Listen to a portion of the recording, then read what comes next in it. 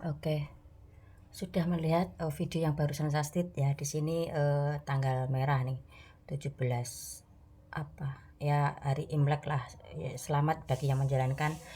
Nanti saya mau bahas video ini ya. Nah, lagi juga di libur di Dinas Permomongan nih, jadi free dari anak-anak ya. Dan yang sudah tahu siapa saya, punya masa lalu seperti apa saya dengan video yang saya stit ini ya.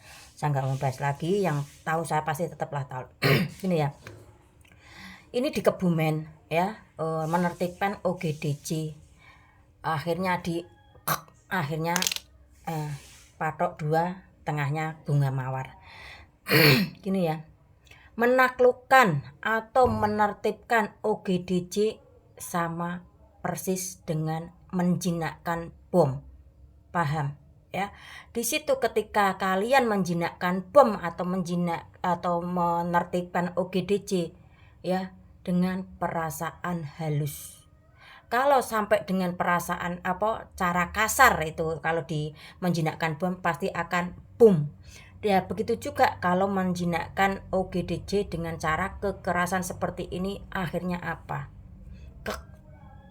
Patok 2, tengahnya mawar ya. Bisa jadi pahami dulu karakter orang OGDC ini di masa lalunya seperti apa. Jadi harus ada pihak keluarga yang benar-benar tahu bagaimana masa lalu orang ini, OGDC yang saya maksud, sehingga untuk menertibkan itu bisa lebih mudah dan bisa OGDC tersebut bisa menurut ya. Hati-hati, ini banyak generasi muda nih yang mempermainkan OGDC. CEO banyak yang lewat di bendera saya. Hati-hati, jangan sampai hidup kalian habis di tangan OGDC seperti yang di Kebumen ini. Paham? Sekali-kali jangan lepas birokrasi feodal itu dengan jalan ke kampung yang tanpa beban. Oke. Saya menemukan konten kayak gini nih, ada 2 gubernur ya, Gubernur Jateng Bapak Ahmad Lutfi dan Gubernur Jabar Deddy Mulyadi ya. Saya nggak fokus ke individu orangnya mas, yang saya perhatikan tuh jalannya ya. Di sini saya sebagai warga Jateng gitu ya, bukannya membela gubernur saya ya saya kemarin memang tidak mencoblos beliau, setidaknya saya membuka fakta yang ada. Itu kan ada 2 jalan tuh, yang dari pihak Jateng itu kan itu jalur Pantura, saya pastikan 1.000.000% itu jalur Pantura ya. Dan yang sisi kanan itu nggak tahu jalan apa, itu kan jalan pegunungan. Ini yang harus dibedakan ya, jangan asal ketika nggak suka harus di jangan ya. Nah ini jalan Pantura. Pantura itu ketika ada genangan air laut itu ya pasti akan tergerus dan hasilnya akan seperti ini ya. Meskipun nggak hujan ataupun rob gitu ya, banjir rob itu banjir yang tidak hujan, air laut itu meluap, itu yang dinamakan banjir rob ya. Itu kebetulan dulu mertua saya itu sering kena banjir rob, itu sering jalannya seperti ini karena air asin ya. Bisa dibedakan di situ ya, lobak jalannya memang seperti itu ya. Kebanyakan perlu dipermak, istilah kata seperti itu. Kalau yang Jawa Barat itu kan daerah pegunungan, itu otomatis jalannya tetap bagus karena tidak kena air rob atau air laut ya. Dan kemungkinan pula truk-truk mobil-mobil bermuatan besar jarang lewat di situ ya, karena yang di Jateng itu ya kemungkinan besar karena Pantura itu ya otomatis truk-truk besar gitu ya lewat situ dan mudah itu jalan itu rusak ya. Demikian pengamatan saya dari kedua belah sisi antara Jawa Barat dan Jateng ya. Saya sebagai warga Jateng ketika ada yang seperti ini ya, saya sedikit mengedukasi ke kalian supaya bisa berpikir waras. Jangan hanya ketika nggak suka faktanya berbicara seperti itu langsung dihajar ya. Mati hidup kilo nek seumur ya. Iya, mamaku ki era.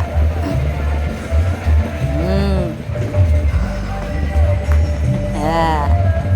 kenapa saya sering berpesan jangan punya anak wes. Ya, promosi tempatnya yang dhisik. Promosi rasa guyang-guyu. Pelangganmu benar. Ya berumbung. Kenapa dadak ditutupi sing ndek pacare? Ayo.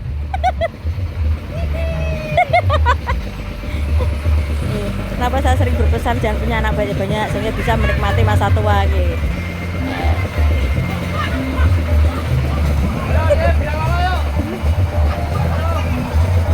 Iki owner CEO era Pak CEO. Ada sini saya Pak CEO. Lah, makasih ya Pak CEO nih. Owner Biang Lala. Ayo joget lagi bersama bosnya CEO Embegi. 8 tambah 2 sama dengan 11.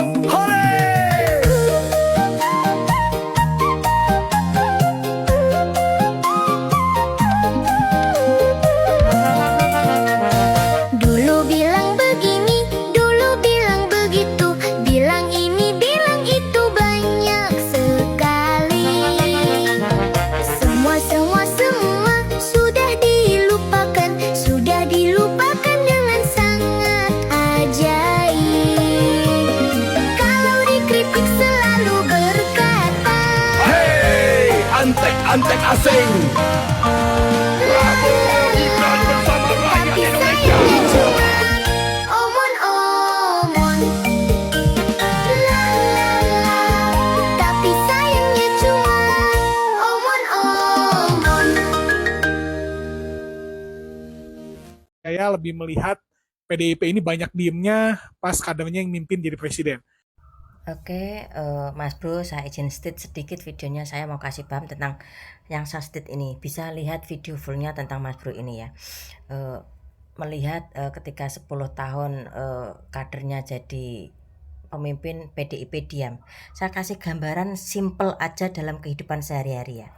Ibarat PDIP itu rumah, Ibu Mega itu sebagai orang tua, dan Pak Jokowi itu anak. Ya, ketika dia berjuang ibarat kata di luar kota gitu, otomatis tindak tanduk kelakuan Pak Jokowi kan tidak semua ibunya tahu ya. Ada kan orang yang berpikir seperti ini,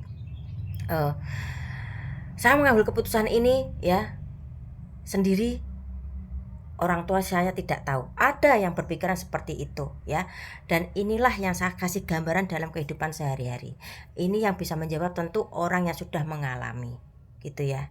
Mudah-mudahan paham yang saya sampaikan ya. Jadi ketika Pak Jokowi ya kader-kader PDI diangkat istilah jadi wali kota, gubernur gitu, presiden, berangkat dari rumah PDI, ibarat kata itu PDI itu rumah ya, dan tindak tanduk di luar sana kan tidak semua Ibu Mega itu tidak tahu ya. Jadi ketika Pak Jokowi ini masa purna tugas ya, ada yang berpikiran ABCDF, itu hal yang wajar bagi saya ya. Demikian sedikit penjelasan ya. Ini tentu yang bisa menjawab orang-orang yang sudah mengalami gitu ya.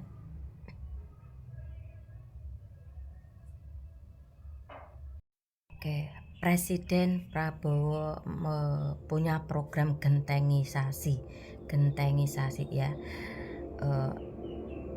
Yang tidak suka dengan penampilan saya harap skip. Saya mau cerita sedikit tentang saya ya, nggak usah dalam kehidupan saat aja ya. Ketika saya mau bahas di bidang pemerintahan aja ya. Ketika Pak Jokowi jadi presiden dan Pak Ganjar jadi gubernur Jateng ya, saya menerima program-program dari pemerintah yaitu KIP dan PKH ya, karena story kehidupan saya itu sangat mengerikan ya. Bagi yang mungkin saya pasti sedikit paham lah ya. Di situ saya berusaha untuk membantu pemerintah dengan memberi apa ya,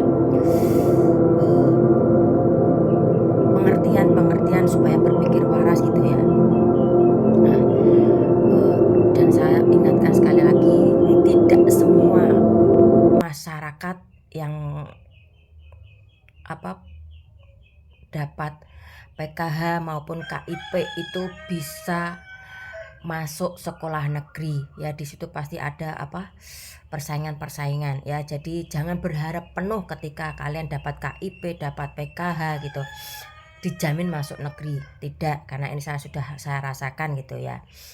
Nah, ketika ya partai memang saya tetap demen sama PDIP. Di Pilpres kemarin saya mendukung Gama yang kalian sebut ini orang ya, barisan sakit hati, susah move on ya. Tidak juga, nanti saya mau bahas gentengisasi programnya Pak Prabowo ya. Mungkin itu sedikit memperkenalkan diri saya ya, dengan keterlibatan saya dengan pemerintah gitu ya. Gentengisasi ya, ini bagi Bani 58 ya, ketika kalian memutuskan untuk memilih orang ini dijadikan pemimpin, ayolah support apa ya, bantu program-programnya juga gitu ya. Terus jangan kalian pilih terus tinggal gitu, karena sudah di posisi ibarat kata kayak kamu memutuskan untuk menikahi orang itu, dan setelah kamu dapat masalah yang bertubi-tubi akhirnya meninggalkan. Kalau bisa jangan seperti itu ya. Ini sedikit pesan di zona rumah tangga, mungkin yang belum paham agak mumet mungkin memahami konten-konten saya ya. Terus saya mau bahas lagi gentengisasi ya.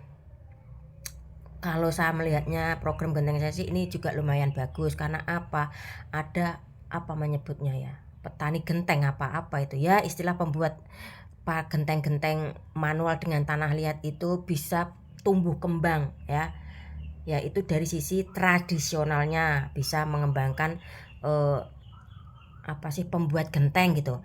Tapi orang di zaman sekarang itu ya, karena keterbatasan uang ya, pengen punya rumah dengan cepat berdiri simple, yaitu banyak yang menggunakan asbes maupun apa itu seng gitu ya. Jadi itu simple ya. Inilah kebanyakan orang sekarang ya. Ini saya melihat dari sisi orang dari program gentengisasi Pak Prabowo ini ya, yaitu tadi ya. Cukup sekian tentang programnya Pak Prabowo gentengisasi ya. Meski saya dulu tidak memilih beliau, setidaknya saya untuk bisa mau menjelaskan itu pada kalian ya. Dan itu pun tadi sedikit cerita saya, keterlibatan saya dengan pemerintah. Kesalahan saya apa? Nggak dapat izin istri pertama. Itu bukan kesalahan. Yes, inilah kebiasaan orang yang banyak uang, kebanyakan pola dan tingkah ya. Pasti nanti ada endingnya kok ya. Ini saya melihat di realita ya, ketika istrinya tidak mau dipoligami sampai istri sah meninggal, ngeri ya. Saya melihat kehidupannya itu ya pontang-panting, dan anaknya pun kayak gitu ya. Ini untuk karma orang ini ya, jangkanya nggak pendek, bisa jauh. Kalau saya melihatnya mungkin nggak lama juga sama istri yang baru. Kalau misalnya ini sampai punya anak dengan istri yang baru ya, nanti entah beberapa tahun yang akan datang akan diperlihatkan seperti kasus Denada, ruwet dan ruwet. Ingat, saya di sini tidak menyumpahi, saya juga tidak mendoakan ya. Saya cuma melihat itu, dan berdasarkan kenyataan di luar medsos pun seperti itu kebanyakan ya. Buat kalian yang saat ini punya banyak uang gitu, mau poligami mau ingat ya, karma itu berlaku dan karma itu real ya. Apalagi sampai istri sah meninggal ya. Nah, kalau menurut saya ya, saya melihat kehancuran ada pada Surap Merah ya. Entah dianya sendiri atau di keturunannya yang akan datang. Ingat, saya di sini tidak menyumpahi, saya tidak mendoakan yang jelek-jelek bagi dia, ya. Kalau Denada punya anak 3. Ini ya, kalian bolehlah belajar dari kasus Denada ini ya, yang ketika punya anak hasil hubungan gelap itu entah diakui atau tidak ya, mulailah berubah ya. Yang kemarin-kemarin sekarang itu istilah kata ekonominya naik dan ada masa lalu yang tidak diakui ya, harap-harap mulailah berbenah diri, jangan sampai seperti kasus Denada ini ya, nanti hancur nama besarmu, terus orang tuanya ruwet, anak pun ikut ruwet, kemungkinan bisa nanti juga cucunya juga ruwet. Kan sayang ya kalau boleh request anak nggak mau terlahir dengan garis kehidupan yang ruwet gitu ya. Wes, sampai di sini ayolah mulai berbenah diri ya. Kalian mau membela dari sudut A, B, C, D terserah, saya dari segi pengalaman hidup saya sendiri aja, oke?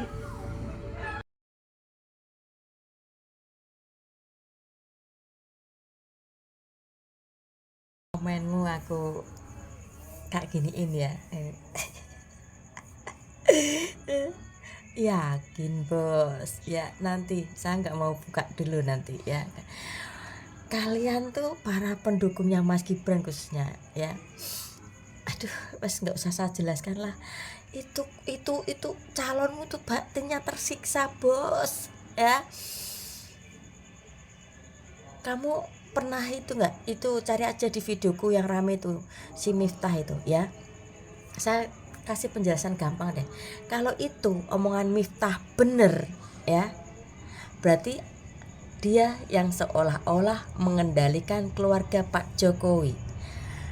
Kalau memang ya itu omongan Miftah nggak bener ya, berarti double bohong ya. Sampai di sini paham, pelajari aja kata-kata Miftah ya. Itu aja buat pendukung PSI, pelajari kata-kata Miftah lebih dalam ya. Itu pun kalau otak kalian nyampe, kalau enggak ya saya pastikan mungkin kurang nyampe ya. Kok nyombong? Enggak, ada cara orang dengan kasih paham yang seperti ini tuh ada ya. Jadi saya kasih pahamnya dengan model seperti ini ya, di realita aja saya ngasih kayak orang paham pokok-pokok nada tinggi ya, kadang nada agak disindir ada gitu ya. Saya paham kok ya, ini yang komen tuh laki-laki cuma dikasih profil perempuan ya. Sampai ini pendukungnya Pak Jokowi dulu ya, bukan ya kemarin baru mendukung Mas Gibran ya. Jadi kayak fanatiknya seperti ini. aduh ya,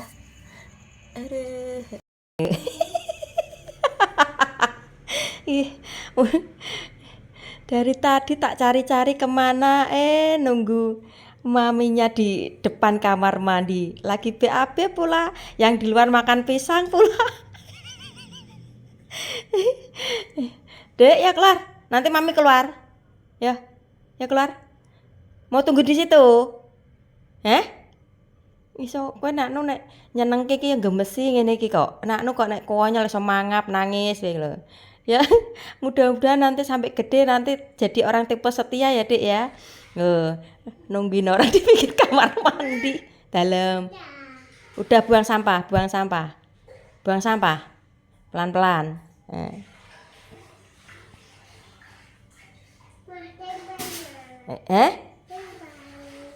Simpan tuh, air minumku air matang semua nih. Ini juga. Kamu di situ nunggu mami, jangan dibuka dulu, nunggu mami di situ, mama tak di luar ya. Masa aku dipasang ke karo PSI ki sapa? Nih, pendukung PSI ya, partainya Pak Jokowi ini ya. Kalian pikir Pak Ganjar, Ibu Mega nggak tahu jalan yang akan ditempuh keluarga Pak Jokowi ke depannya udah tahu, ini pun trik politik. Paham? Kalau saya perjelaskan panjang kali lebar, saya pastikan nggak nyampe kok ya para kader PSI. Bukannya nyombong ya, ingat ya, PDI itu ya, Ibu Mega itu ya, gaya politiknya kayak gini, sebelum lu ngalami, gue udah ngalami dulu. Jadi ketika lu mau kayak pola gimana, gue udah tahu duluan. Itu yang saya lihat dari Ibu Mega ya. Begitu juga ya, wes nggak usah buka saya dulu deh. Ya nih, gue paham tentang ya pengalaman ya, apa yang sudah saya rasakan, apa yang sudah lakukan tentang kehidupan ini ya, dengan problema-problemanya ya. Ketika ada orang yang berpola seperti ini, saya itu paham ya. Jadi jangan samakan saya dengan Allah ya. Fuck kalian tuh ya. Nih saya ulang sekali lagi ya, kalian pikir Pak Ganjar dan Ibu Mega itu tidak tahu ya arah kedepannya keluarga Pak Jokowi? Tahu ya, makanya itu apa ya, kayak disengaja ya, biar apa, kalian itu menghajar Pak Ganjar, Ibu Mega dan PDI ya. Sampai di sini paham ya, mudah-mudahan nyampe deh ke otak ya.